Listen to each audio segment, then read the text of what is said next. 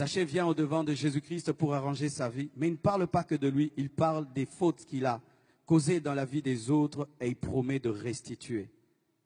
Voici une mauvaise manière de confesser. Je fais mal à mon épouse, je lui parle méchamment. Et au lieu de dire, Blanche, pardonne-moi, je vais vers Dieu. Seigneur, pardonne-moi, j'ai mal parlé à ma femme. Si elle m'entend prier, elle va dire, non, tu n'as pas blessé Dieu, c'est moi que tu as blessé, tu me demandes pardon. Nous avons un problème, nous blessons les hommes, mais nous allons auprès de Dieu pour demander pardon sans demander pardon aux hommes. Si tu blesses un homme, tu dois lui demander pardon. Ne demande pas pardon à Dieu seulement parce que tu n'as pas blessé seulement Dieu, tu as aussi blessé l'homme. Tu parles mal à ton frère, demande-lui pardon. Ne dis pas, Seigneur, j'ai blessé les gens avec ma langue. Non, je suis là, j'ai mal. Viens me guérir, dis-moi que tu m'as fait du mal. Tu demandes à Dieu pardon, pardon Seigneur, j'ai volé. Mais si tu as la voiture de voler, va rendre cette voiture. Tant que tu n'as pas restitué, Dieu ne te pardonne pas. Seigneur, pardonne-moi, j'ai pris le mari d'autrui. Dis à cet homme, rentre auprès de ton épouse, je t'ai volé. Et va chercher cette femme, présente des excuses et rends-lui son mari. Mais si tu demandes seulement pardon à Dieu, alors que tu as blessé ton prochain, ce n'est pas ça la parole de Dieu, parce qu'il y a quelqu'un qui a mal et qui a besoin que tu t'excuses. C'est facile de s'humilier devant un Dieu qu'on ne voit pas, difficile de s'humilier devant un homme qu'on voit. C'est ça le problème, l'orgueil. Oh Dieu, délivre-moi. Arrêtez cela, il n'y a pas que Dieu, il y a aussi l'homme. Quand tu fais du mal à un homme, c'est vers l'homme que tu dois aller. Tu fais du mal à tes parents, tu présentes des excuses à tes parents au lieu de faire des jeûnes et des retraites. Mais tu es tout le temps dans les prières. Jésus, guéris-moi, délivre-moi mon caractère. Non, va présenter des excuses.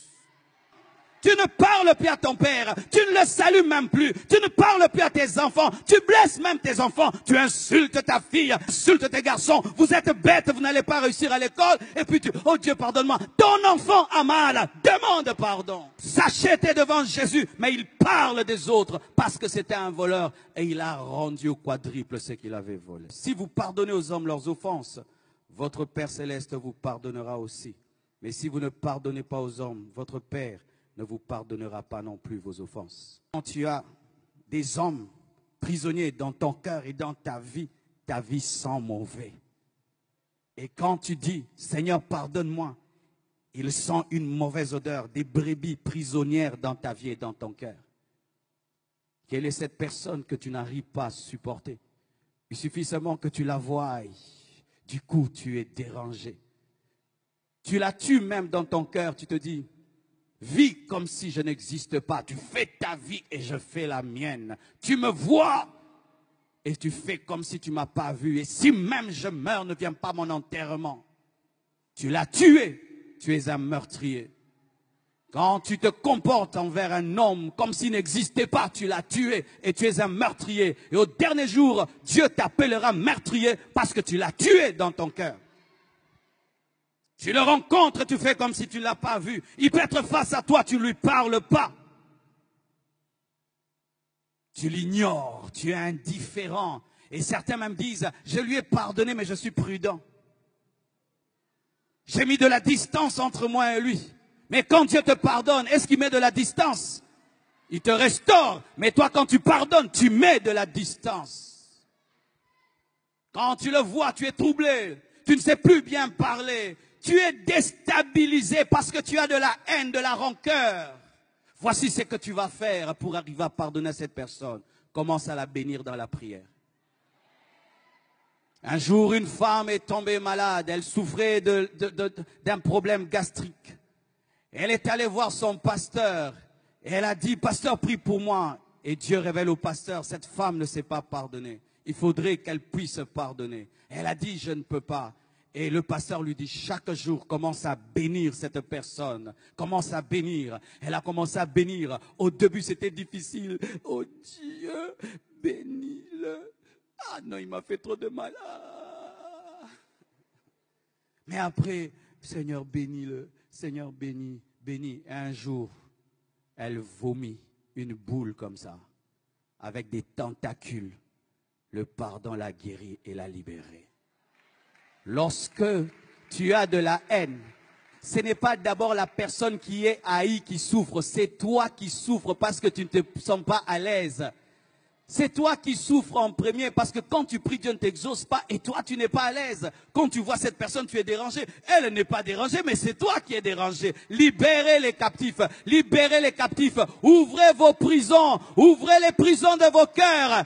Téléphone cette personne. Dis à cette personne, je t'aime, je te pardonne. Et je t'assure que tu vas l'amener au Seigneur par ton pardon.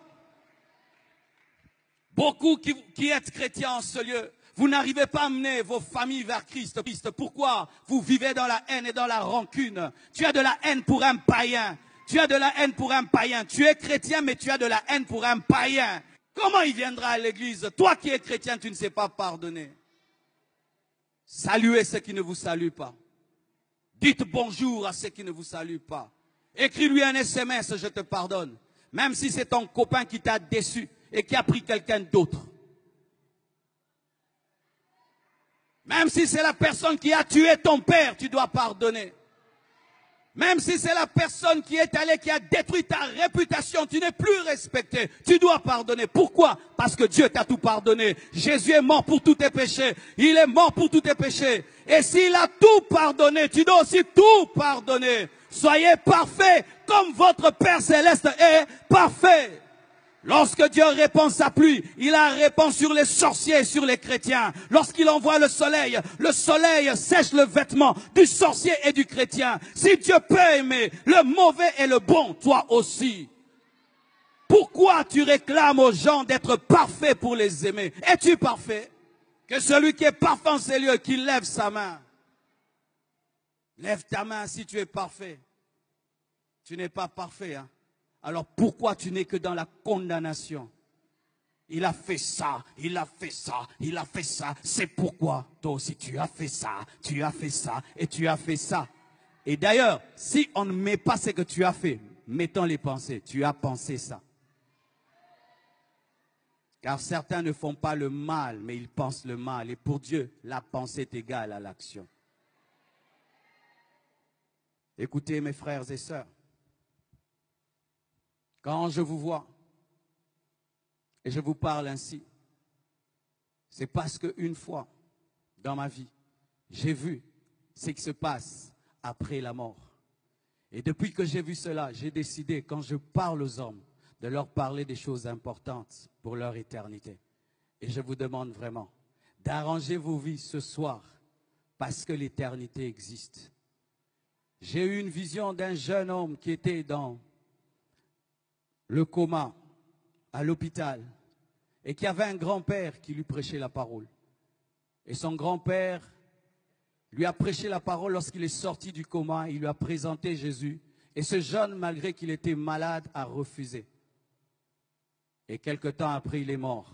Et voici ce que j'ai vu. Lorsqu'il est mort, il y a eu comme un trou sous son lit. Il a commencé à descendre. Son âme descendait dans le feu. Et je l'accompagnais dans ce feu. J'ai entendu son âme qui parlait, qui disait, « Qui arrêtera ma course et ma descente ?» Et je sentais la joie du diable, des démons, qui était dans la joie de voir cette âme perdue pour l'éternité. Et il regrettait de n'avoir pas écouté son grand-père. Et après, j'ai vu une autre vision. Ce jeune est revenu dans son corps. Et son grand-père lui a prêché et il a été sauvé. Bien-aimé, l'enfer existe. Et ici, il y a des âmes précieuses, tellement précieuses. Et si tu pouvais aujourd'hui faire comme ce jeune homme, pas écouter ton grand-père, mais écouter Jésus, prendre une décision aujourd'hui de faire une vraie repentance, une vraie confession à la lumière de la parole qui t'a été présentée. Que Dieu vous bénisse abondamment.